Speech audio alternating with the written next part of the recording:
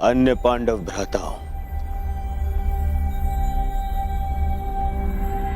और सम्राज्ञी द्रौपदी का हस्तिनापुर में स्वागत करता हूं मैं।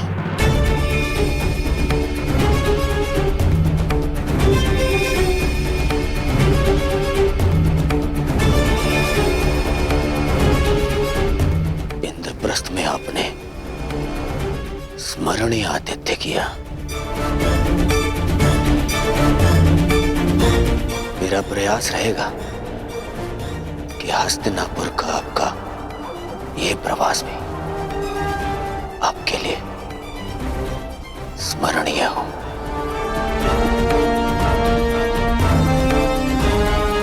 आशा है कि सम्राज्ञी को अपना स्वागत अपने गरिमा के अनुकूल लगाओ। यद्यपि ये माया महल नहीं है, परंतु सचेत रहिएगा, हर महल का अपना एक माया जाल होता है। वो जाल यहां भी हो सकता है।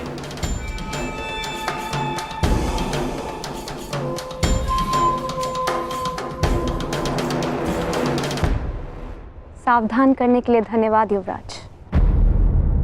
मकड़ियों की तो प्रवृत्ति ही होती है जाल बुनना, परंतु मनुष्य भी उन्हें एक ओर हटाकर आगे बढ़ते जाते हैं।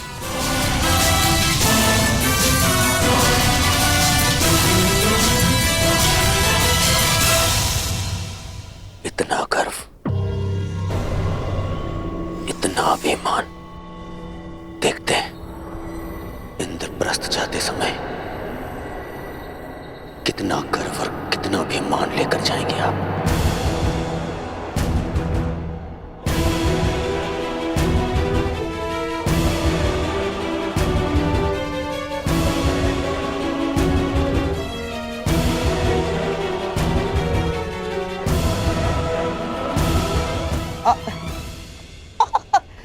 साम्राज्ञी, दुर्योधन के वचनों का तात्पर्य यह है कि आप लोगों के हस्तिनापुर की ओर से होने वाले स्वागत के कारण आपका गर्व और मान और भी बढ़ जाएगा।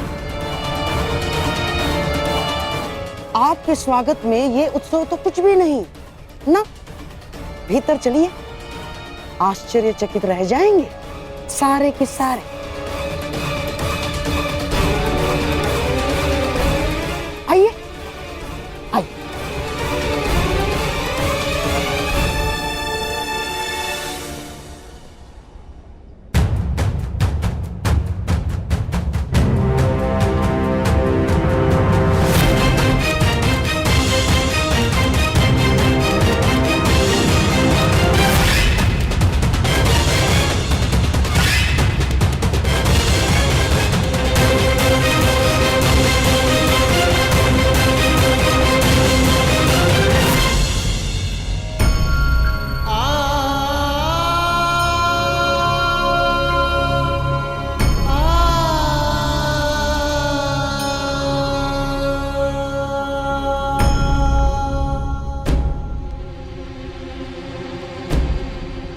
ऐसे देख क्या रहे हैं? वृषाली का उपचार प्रारंभ कीजिए ना। उपचार लक्षण देखकर किया जाता है कर्ण। इसके लक्षण बता रहे हैं कि इसे किसी साधारण नाग ने नहीं डसा। अर्थात इसे किसी महाविषधर इच्छाधारी नाग ने डसा है, और उसका केवल एक ही उपचार है, और वो उपचार ये है कि वो नाग स्वयं आकर वृषाली के रक्त से अपना विष लौटा ले।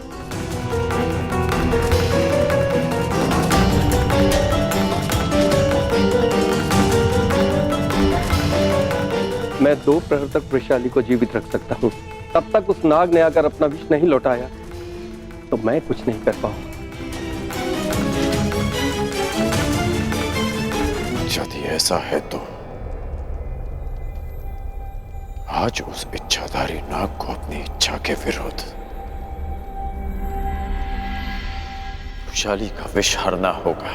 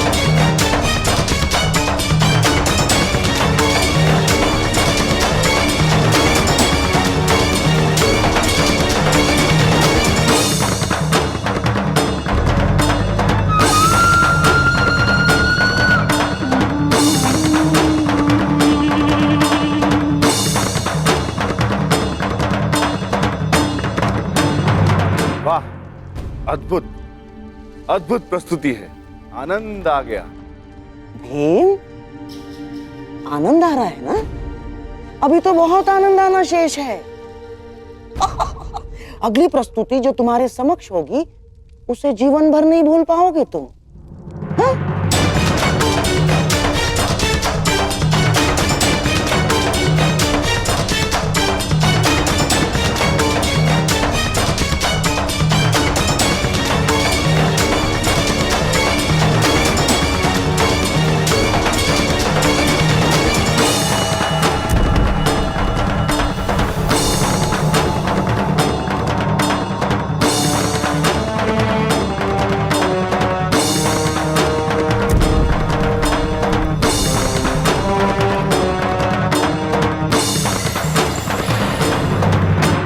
देखो पांचाली,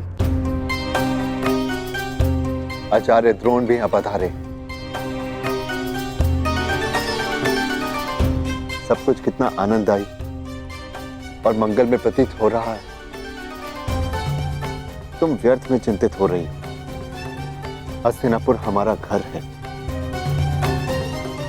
आचार्य द्रोण, विदुर काका श्री और पितामह के रहते कुछ भी अनुचित नहीं होगा।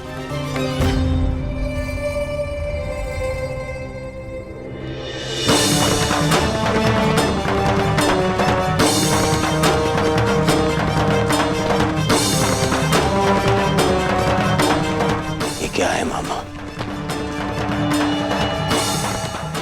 यहाँ पे पितामह कम थे जो आपने ये द्रोण को भी निमंत्रण दे दिया। क्यों किया मामा ऐसा? क्या करूं मेरे होने वाले सम्राट? महामहिम के साथ रहते रहते उनके कुछ गुण मेरे भीतर भी आ ही गए हैं। अब उन्हीं के भांति तुम्हारा ये मामा अपना प्रण पूर्ण करेगा।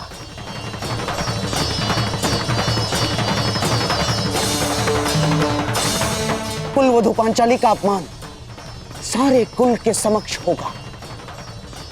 जितने भी पुण्यात्मा पांडवों के साथ रहे हैं आज तक, वो सब पांडवों का अपमान देखेंगे। और जिसने भी पांचाली के सर पर आशीर्वाद का हाथ रखा है, वो सारे हाथ बांधे खड़े रहेंगे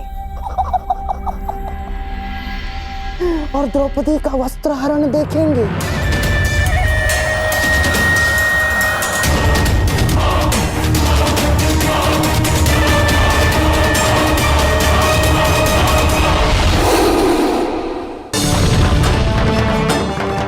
एक यज्ञ युधिष्ठिर ने किया था ना, तुम्हारा अपमान करने के लिए है? और एक यज्ञ करेगा तुम्हारा मामा,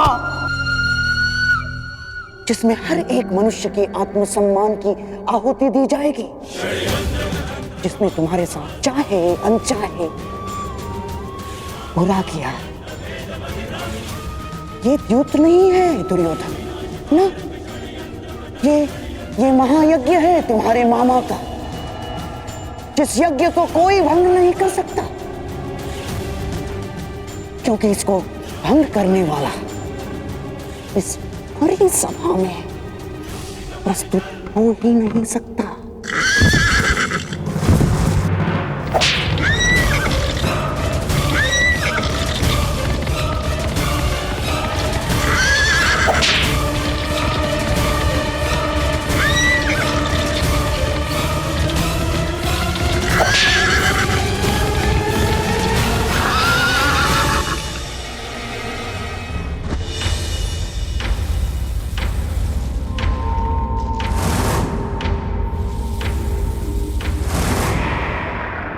मैं आह्वान करता हूं कि जिस इच्छाधारी नाग ने रुशाली को डसा है, वो अभी इसी समय मेरे समक्ष प्रस्तुत हो और चलकर रुशाली के रक्त से अपना विष हर ले।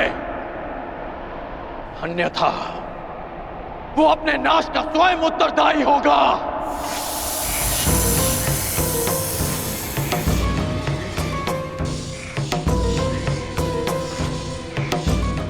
मैं अंतिम चेतावनी दे रहा हूं,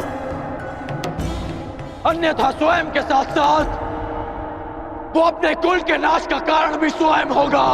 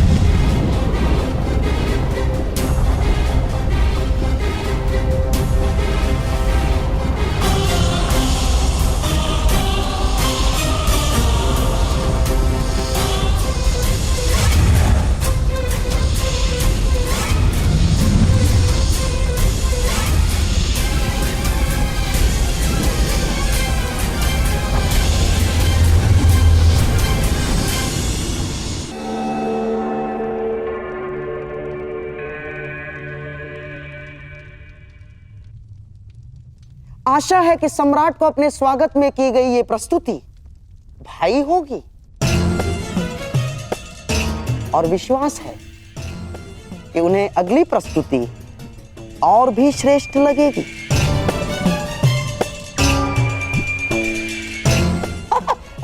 ना अर्थात मेरे कहने का तात्पर्य यह है कि सम्राट के मनोरंजन के लिए द्यूत क्रीड़ा का प्रबंध हो गया है और महाराज धृतराष्ट्र की यह मंशा है कि आप द्यूत भवन की ओर प्रस्थान करें।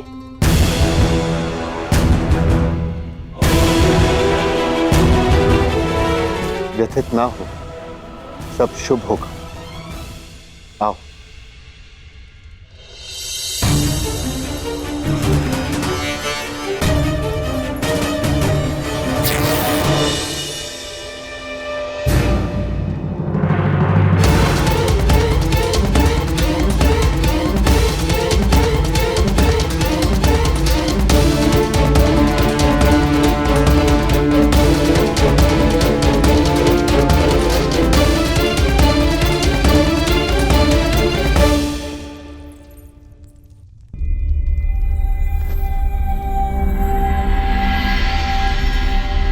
ये क्या हो गया? अब ये वस्त्र पहनने योग्य नहीं। पुत्री, मैं तुम्हें नए वस्त्र देती हूं। आओ।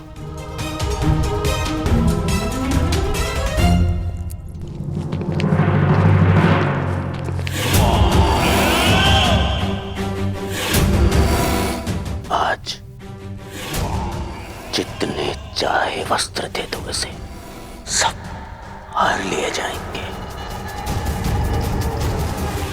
आज सभा में वस्त्रहीन की गई द्रौपदी भविष्य में वस्त्र पहनकर भी कभी किसी से दृष्टि नहीं मिला पाएंगी।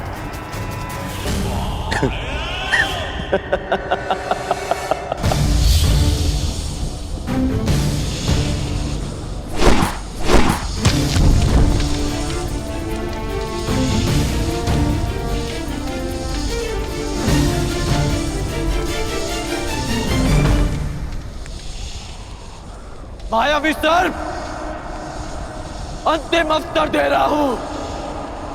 यदि तुम प्रस्तुत ना हुए तो मैं तुम्हारे सारे कुल की बलि चढ़ा दूंगा। संसार से सब जाति विलुप्त हो जाएगी।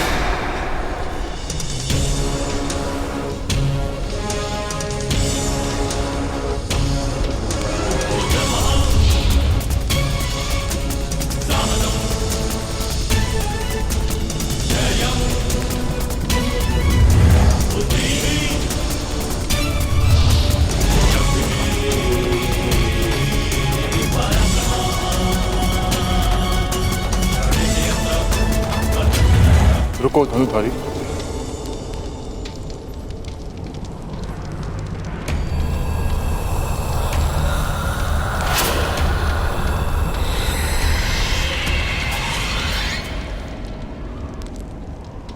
मेरे किए का दंड मेरे कुल को क्यों दे रहे हो?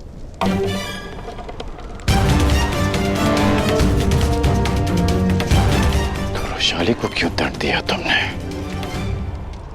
अपनों की सुरक्षा की बात आई तो हृदय कांप उठा। ये नहीं सोचा कि जिसे डसा उसके भी कुछ अपने हैं। अधिक समय शेष नहीं, मेरे साथ चलकर रुशाली के रक्त से अपना विष हर लो, अन्यथा अपनी आंखों के सामने अपने कुल का विनाश देखो।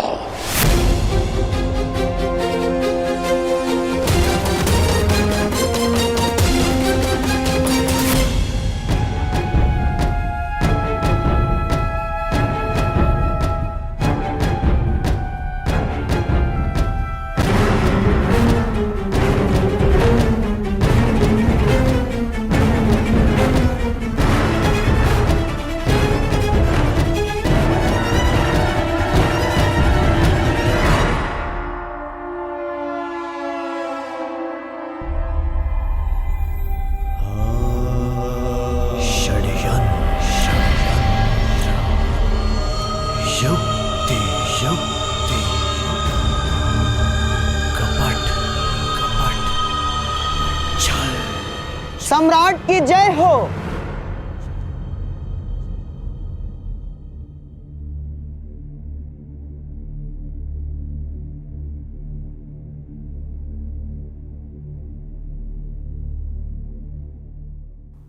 हस्तिनापुर की ओर से मैं शकुनी आपका स्वागत करता हूं।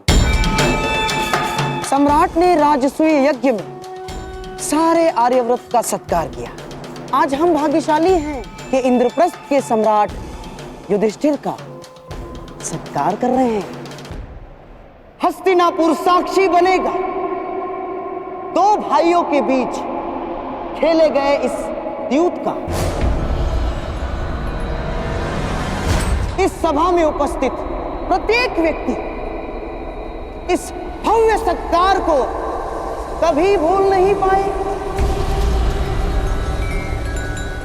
तो प्रस्तुत है आज तक के इतिहास की सबसे बड़ी, सबसे रोमांचक, मनोरंजक द्यूत क्रीड़ा। ऐसा खेल ना इससे पूर्व कभी खेला गया है, ना कभी खेला जाएगा। हम सबके जीवन का ये सबसे बड़ा खेल होगा।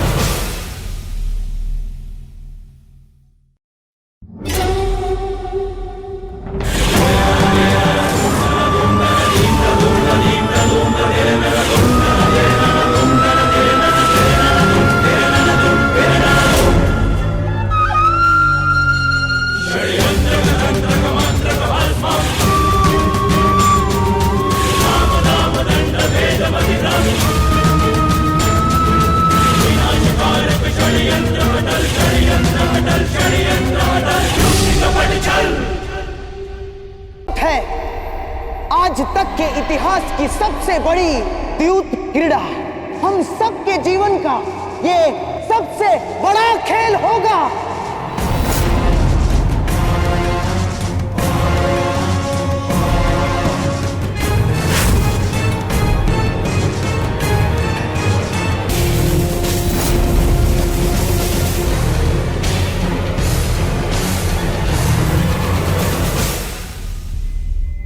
मैं आपको वचन देता हूं सम्राट, न केवल आपके लिए अपितु यहां उपस्थित सभी व्यक्तियों के लिए ये खेल अविस्मरणीय रहेगा।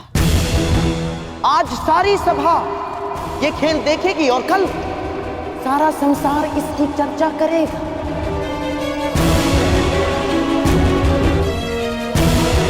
और ये इतिहास भी कभी नहीं भूलेगा और ना ही भूलेगा द्रौपदी का अपमान।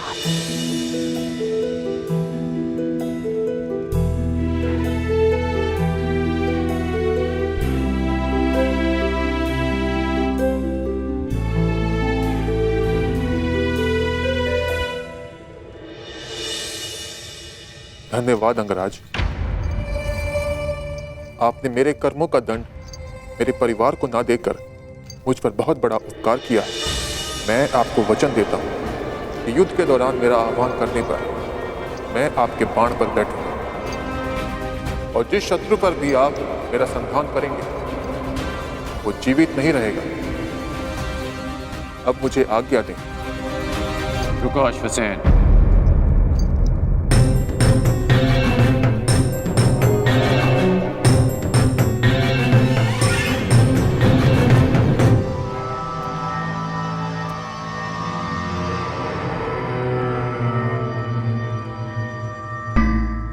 इतनी शीघ्रता क्यों है जाने की? तुम साधारण सर्प नहीं हो जो अपनी भोजन की खोज में निकला और अचानक रुशाली सामने आ गई और तुमने उसे डस लिया। और तुम्हारा निवास स्थान तो भुगत ग्राम से बहुत दूर है। तो स्पष्ट करो अश्वसेन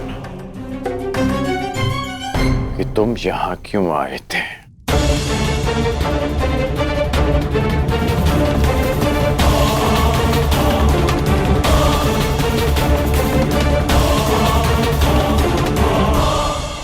कहीं तुम्हें शकुनी ने तो नहीं भेजा?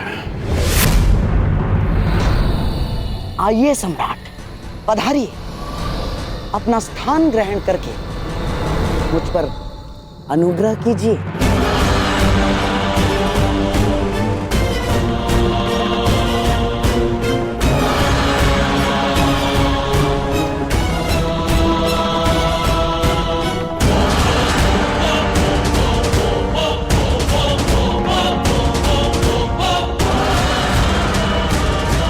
गांधार राज शकुनी हस्तिनापुर में पांडवों के विरुद्ध एक बहुत बड़ा षड्यंत्र रचने जा रहे हैं। पांडवों ने खांडवप्रस्थ को भस्म करके मुझे और मेरे परिवार को गृह विहीन कर दिया था। मैं उनसे प्रतिशोध लेना चाहता था। शकुनी ने आपको इस षड्यंत्र से दूर रखने के लिए मुझसे यह संधि की कि यदि मैं आपको युद्ध क्रीड़ा भवन से दूर रखता हूं तो वो पांडवों को इंद्रप्रस्थ से खदेड़ फेंकेंगे। आज गांधार राज युद्ध क्रीड़ा में पांडवों का सर्वस्व हर लेने वाले हैं। लीजिए सम्राट, आपके मनोरंजन का प्रबंध हो गया है और आशा है कि सभा में उपस्थित सभी का मनोरंजन होगा।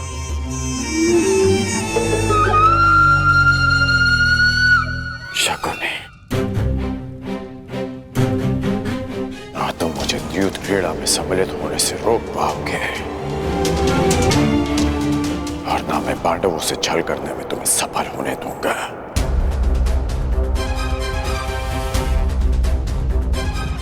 यदि पांडवों को पराजय मिलेगी तो वो युद्ध भूमि में, युद्ध में नहीं। मैं मेरे मित्र दुर्योधन का नाम इतिहास में कलंकित नहीं होने दूंगा।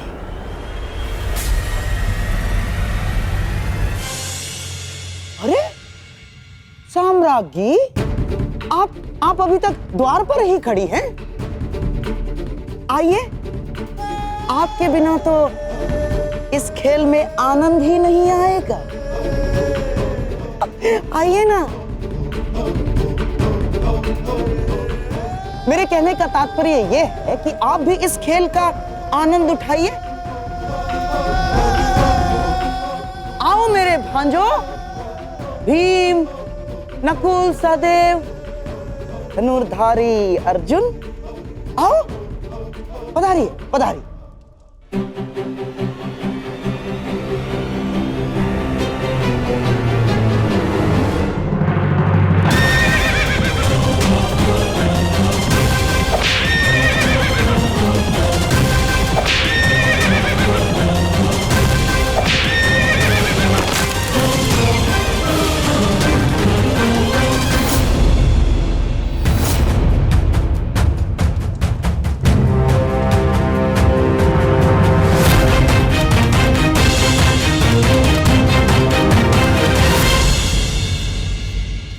सम्राट की जय हो। सम्राट, चौसर के नियम तो आपको ज्ञात होंगे ही।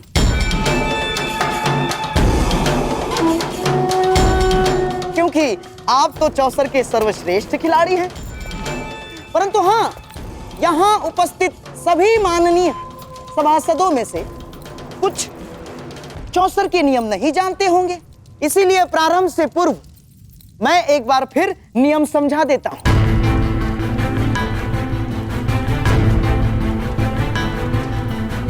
आपके और मेरे दुर्योधन के पास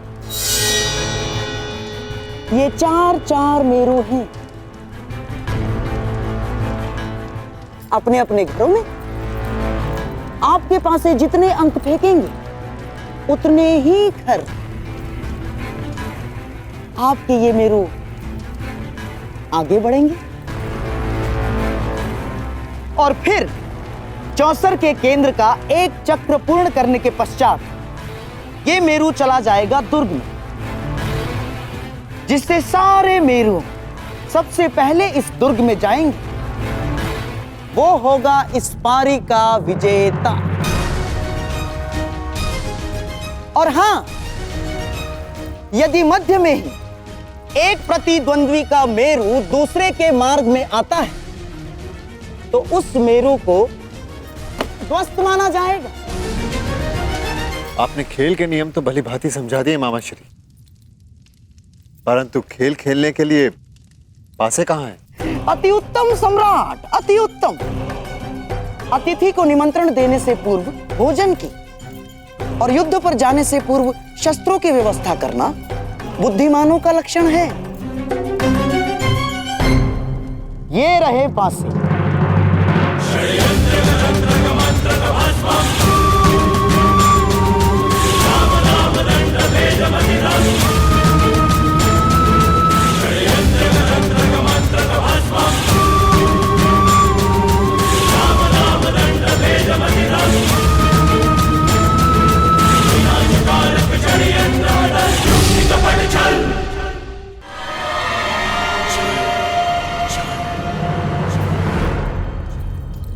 ये लीजिए सम्राट, नूतन, नवीन, अभी तक एक बार भी फेंके नहीं गए, विशेष रूप से आज के खेल के लिए निर्मित हैं।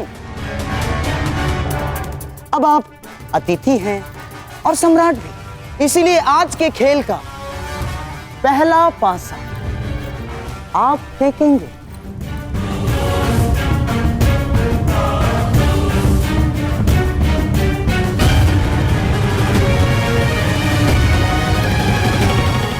अब तनिक ये भी निर्णय कर लिया जाए कि दांव पर क्या लगेगा।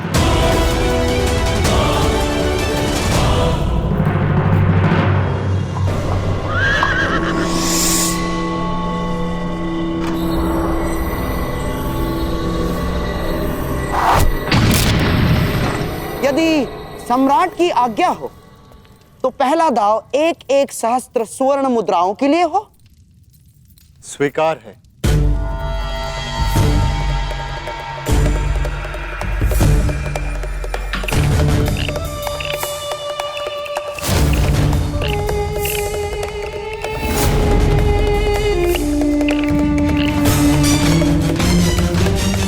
धैर्य सम्राट।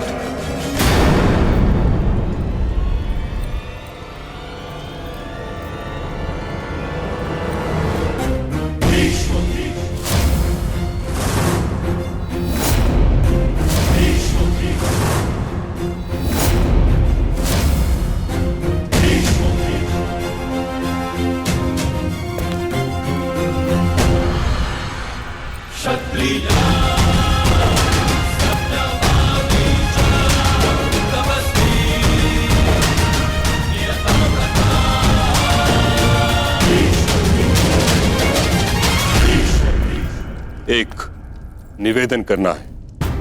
आपका आदेश आज्ञा करना है पितामह, और मेरा पालन करना।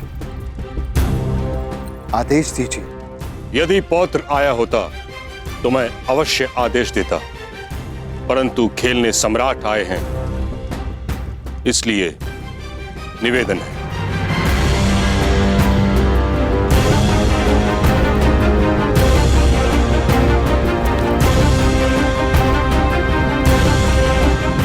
आप ज्ञानी हैं, जानकार हैं, जानते ही होंगे कि जहां वट वृक्ष न हो वहां आनंद के वृक्ष को पवित्र मानकर पूजा की जाती है।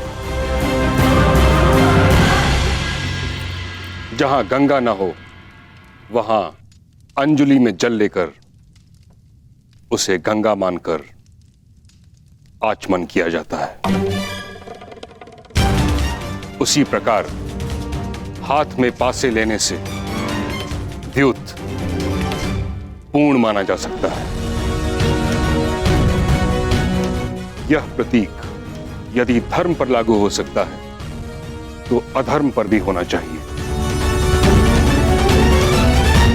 इसलिए मेरा आपसे निवेदन है, इस क्रीड़ा से उठिए और इस समारोह को संपन्न समझिए।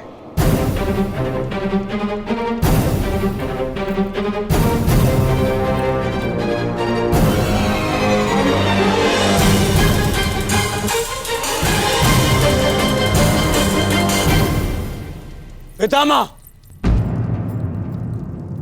अभी खेल प्रारंभ भी नहीं हुआ है और आप उसे रोकने को कह रहे हैं। कभी कभी रुक जाना भी आवश्यक होता है कुमार दुर्योधन। नीति में हर प्रकार के जुए को अधर्म समझा गया और जुआ भाग्य के अधीन होता है। भाग्य, धर्म, अधर्म, छल, पाखंड नहीं देखता। पासा जिस ओर पड़े भाग्य उसी ओर मुड़ जाता है। इसीलिए धर्म केवल पुरुषार्थ में है।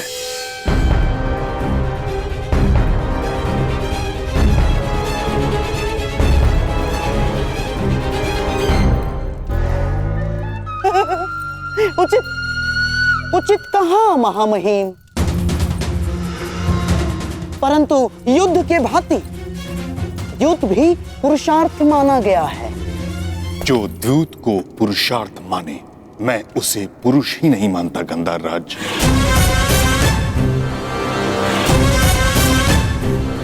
द्यूत जुआ है और जुआ एक व्यसन होता है जिसका अंत पतन ही होता है। और इस कारणवश मैं इस अधर्म को रोकने आया हूं।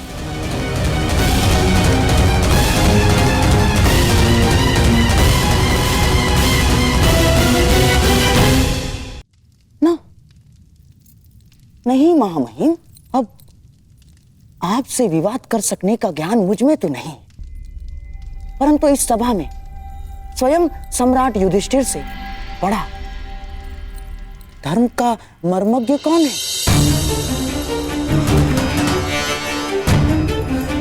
तो सम्राट से ही पूछ लिया जाए कि धर्म क्या है। कहिए धर्मराज, आज के इस क्रीड़ा के विषय में आपका धर्म क्या कहता है?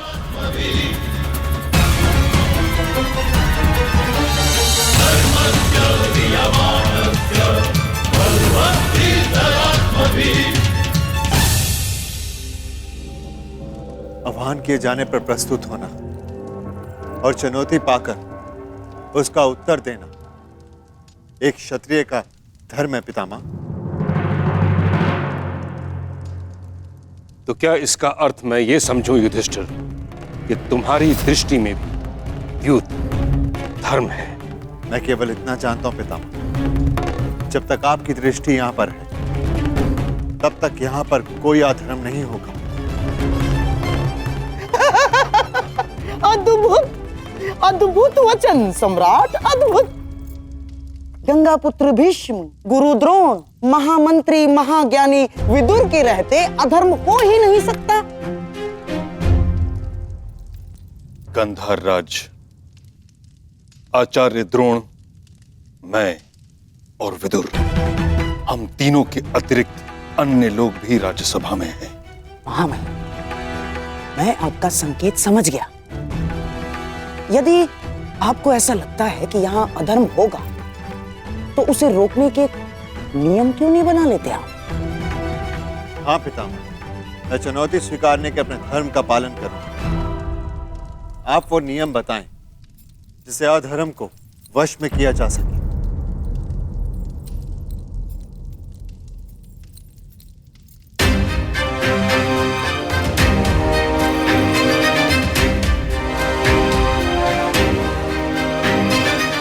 ठीक है, तो सर्वप्रथम कोई भी प्रतिद्वंदी दूसरे प्रतिद्वंदी को आगे खेलने के लिए विवश नहीं करेगा।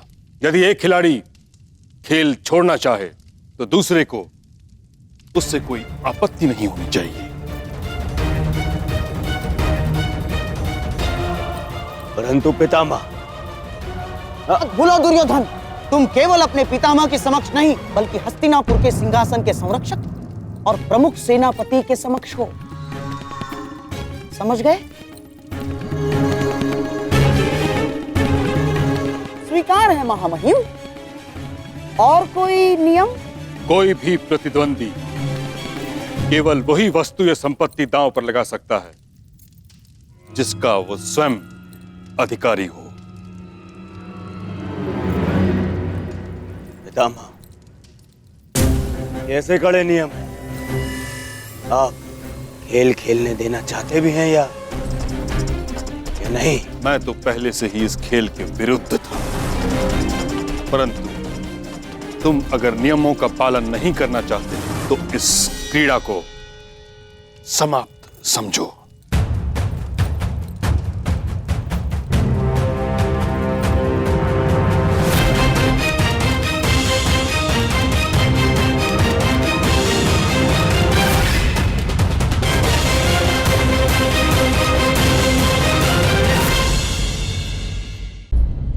मैं तो पहले से ही इस खेल के विरुद्ध था, परंतु तुम अगर नियमों का पालन नहीं करना चाहते तो इस क्रीड़ा को समाप्त समझो।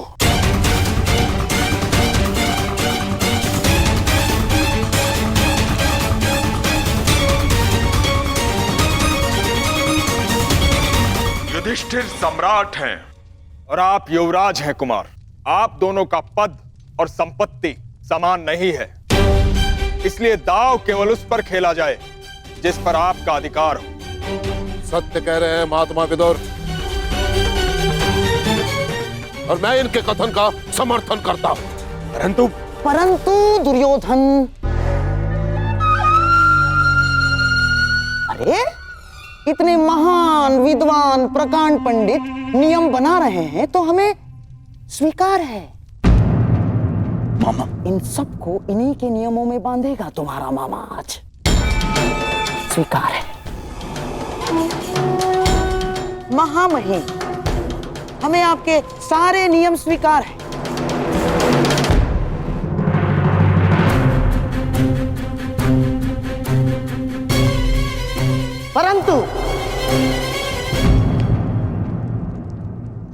परंतु क्या गंधार राज?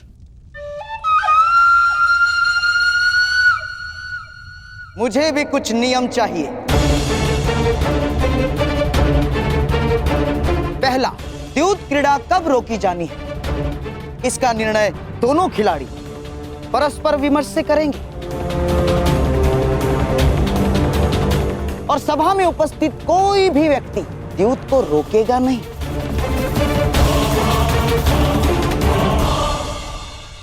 मुझे शकुनी के इस नियम में कोई आपत्ति दिखाई नहीं देती। स्वीकार है। धन्यवाद महाराज। और हाँ, और एक बात, यहाँ जिस भांति नियम बनाए गए उससे यह स्पष्ट प्रतीत होता है कि महानुभावों के मन में यह विश्वास बैठा है कि मैं यहां कोई छल करूंगा। इसीलिए मैं चाहता हूं कि जब तक द्यूत क्रीड़ा चलेगी, सभा स्थल को छोड़कर कोई नहीं जा पाएगा।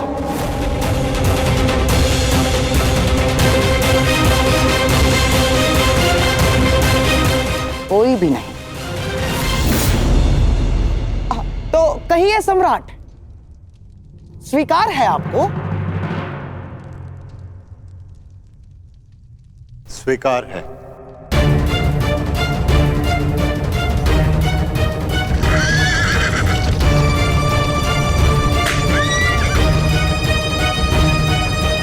ठहरो, अभी नहीं। मेरे नियम अभी समाप्त नहीं हुए हैं गंधार राज। आदेश कीजिए महामहिम।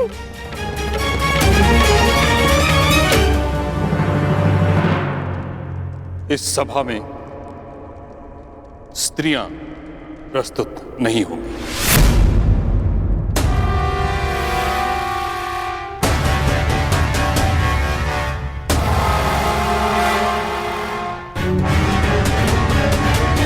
ये कैसा नियम है महामहिम? सम्राट खेल रहे हैं तो साम्राज्ञी का यहां होना आवश्यक है। ये सारा मनोरंजन उन्हीं के लिए तो हो रहा है। परंतु मनोरंजन के साथ साथ द्यूत कभी मन की निराशा का कारण भी बन जाता है। बिल्कुल ठीक कहा मां महिम ने। और वैसे भी शास्त्रों के अनुसार एक स्त्री केवल और केवल अपने पति के साथ ही चौसर खेल सकती है और किसी के साथ नहीं। और यदि ऐसा ना हुआ तो मैं सर्वप्रथम इसका विरोध करूंगा। ठीक कहा गुरुद्रोण ने। जुए में लाभ, हानि, जय, पराजय होती ही है और हानि का सबसे अधिक दुख स्त्रियों को होता है। जब ये मनोरंजन के कारण है तो किसी को दुख क्यों दिया जाए?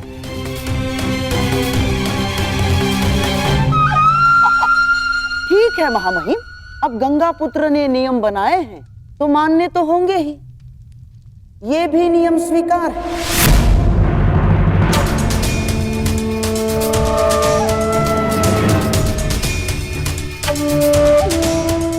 स्वीकार है दुर्योधन। परंतु महामहिम, ये चौसर का खेल बहुत लंबा है और मेरे प्रिय भीम को बहुत भूख लगती है और मुझे प्यास, और यहाँ इतने अतिथि गण भी उपस्थित हैं। तो मेरा निवेदन है कि भले ही राज स्त्रियां सभा में ना आए, परंतु दासियों को यहाँ आने की और स्वामी की सेवा करने की अनुमति मिलनी ही चाहिए।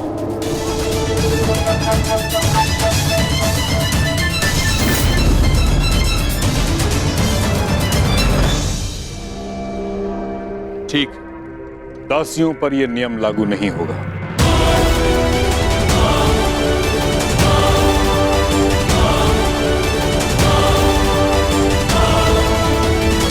मेरा भी एक निवेदन है सम्राट। मेरी ओर से पासे मामाश्री फेंकेंगे।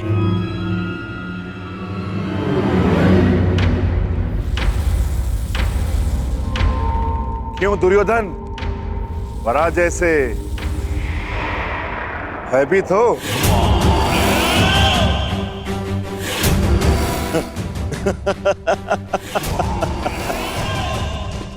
नहीं राधा भीम, मैं सम्राट की विजय से भयभीत नहीं, परंतु क्या करूं, इस समय मेरे हाथ पासे फेंकने के सक्षम नहीं है।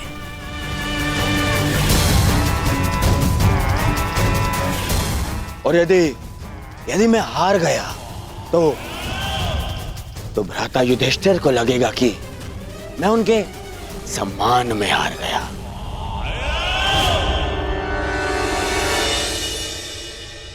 परंतु क्या द्यूत में यह नियम है कि पासे कोई और चले?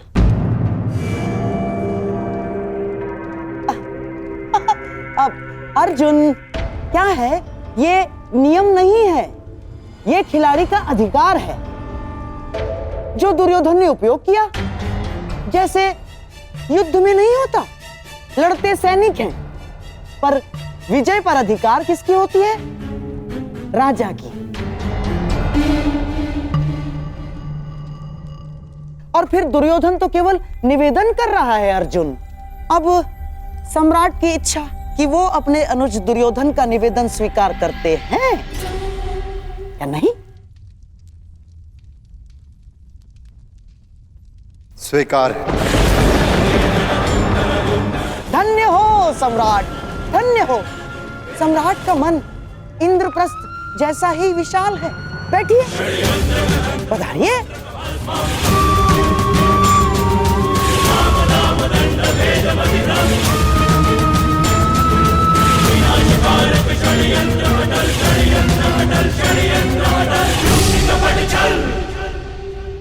अब मेरा राज स्त्रियों से निवेदन है कि वो अंतःपुर की ओर प्रस्थान करें।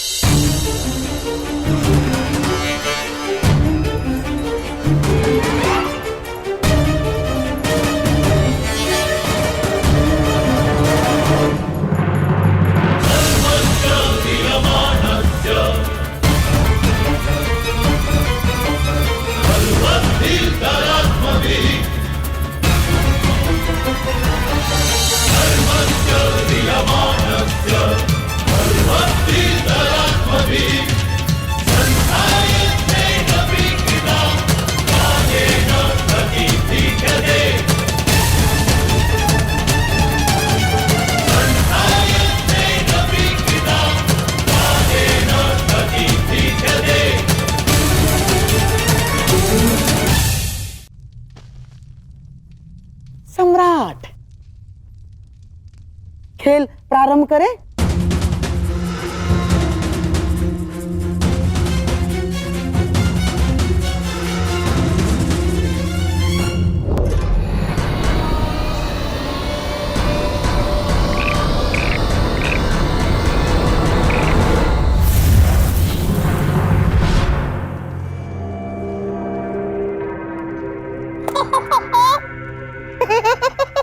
पहले ही चाल में पाँव मारा। प्रतीत होता है कि भाग्य भी चक्रवर्ती सम्राट के अधीन है।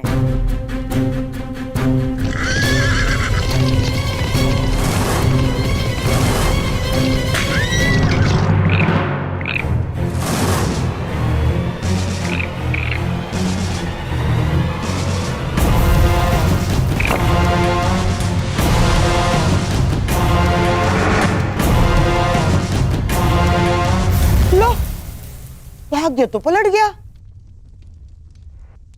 इस बार दुर्योधन आगे निकल गया।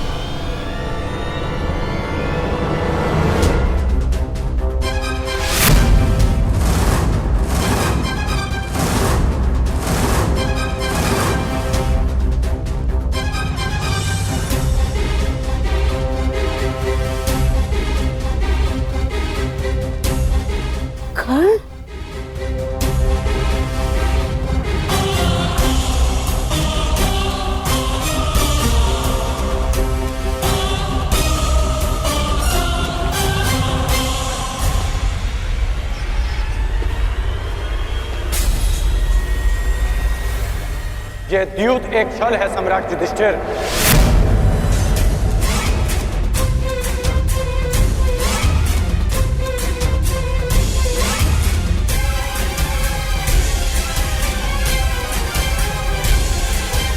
और गांधार राज द्यूत में आपका सब कुछ छीन लेना चाहते हैं।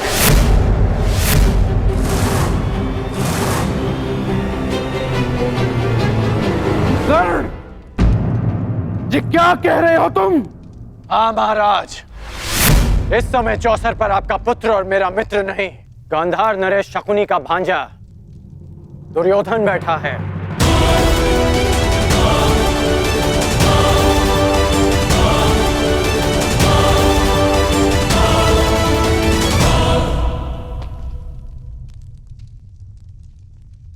मित्र, रुक जाओ मित्र, अभी भी कुछ नहीं बिगड़ा। हर कर्म के अपने फल होते हैं मित्र, हर क्रिया की प्रतिक्रिया होती है। हम वही काटते हैं जो हमने बोया है। और तुम कुछ ऐसा मत बो देना मित्र जिसका दुष्परिणाम भविष्य को काटना पड़े। सच्चा मित्र सिर्फ वो नहीं होता जो हर मार्ग पर आपके साथ चले, बल्कि सच्चा मित्र वो होता है जो आपको कुमार्ग पर चलने से रोके। अद्भुत अंगराज, अद्भुत। अपने मित्र के विरोध में जाने को तुम मित्रता कहते हो?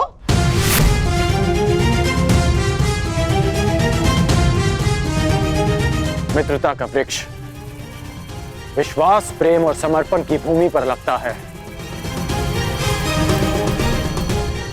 आप केवल छल करना जानते हैं गांधार राज, और उस छल से अनेक शत्रु उत्पन्न करना जानते हैं। और इस समय भी आप छल से पांडवों का सब कुछ छीन लेना चाहते हैं।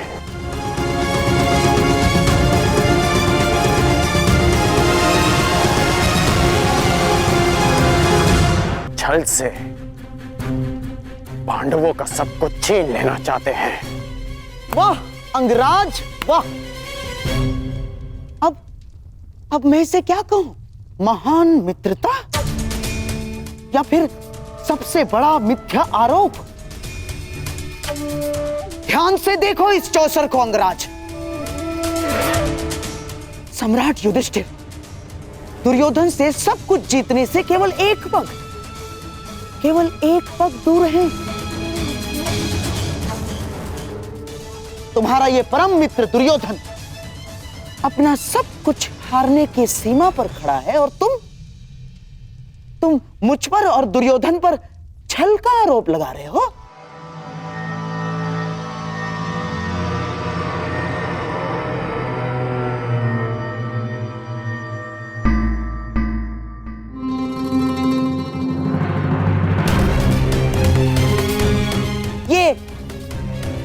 ये कैसा मित्र बनाया है तुमने?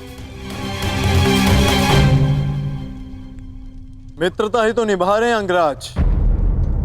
वो नहीं चाहते कि उनका मित्र सब कुछ हार जाए, इसलिए ये दाव से पहले ये दाव खेल रहे हैं।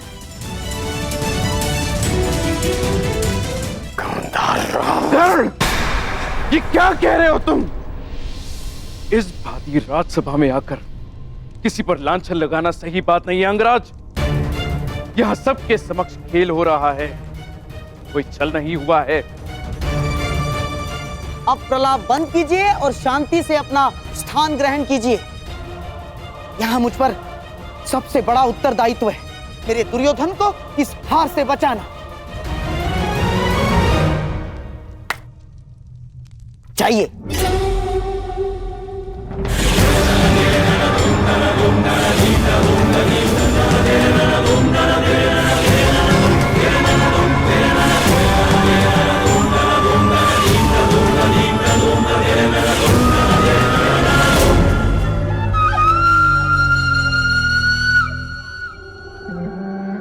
सम्राट, खेल प्रारंभ किया जाए।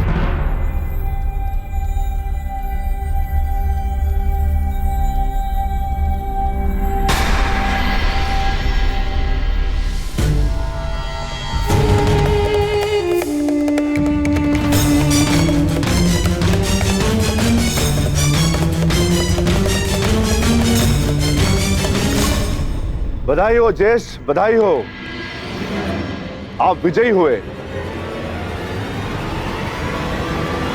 अब बताइए अंगराज, क्या ये छल है?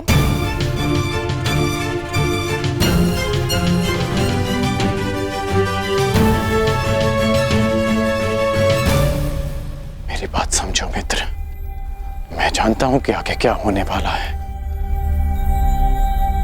मैंने आज तक तुमसे कुछ नहीं मांगा,